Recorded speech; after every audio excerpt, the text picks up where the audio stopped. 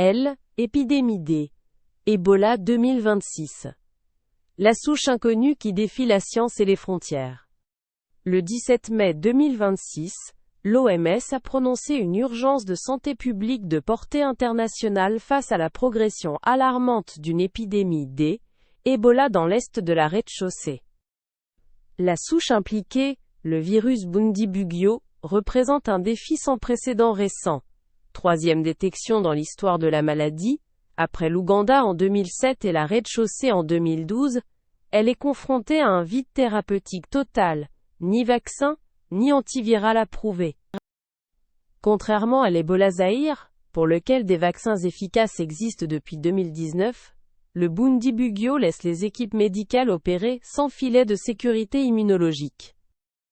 Son taux de létalité, historiquement entre 30 et 50%, place cette épidémie parmi les événements sanitaires les plus urgents et les plus redoutables de la décennie. L'origine de L. épidémie a été retracée à la zone minière de Mongboalou, en province d'Ituri, un territoire à forte mobilité humaine, en partie sous contrôle de groupes armés. Au 19 mai 2026, sur 543 cas suspects, 131 décès, 9 zones de santé affectées. La dynamique de propagation est particulièrement préoccupante. Le virus a atteint Goma, hub aérien international, et Kampala, capitale ougandaise, via des individus en déplacement non diagnostiqués au moment de leur voyage. L'infection d'un ressortissant américain, évacué vers l'Allemagne pour traitement de pointe, matérialise le risque d'une dissémination intercontinentale que redoutent les épidémiologistes.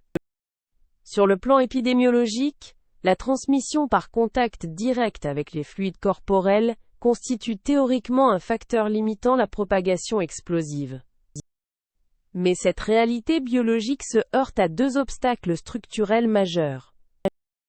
D'une part, la province d'Ituri est une zone de conflit chronique, rendant le traçage systématique et l'isolement des cas pratiquement inapplicables.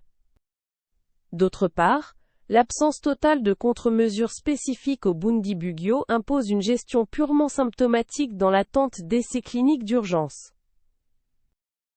La crise de 2026 pose une question que la communauté internationale ne peut plus esquiver.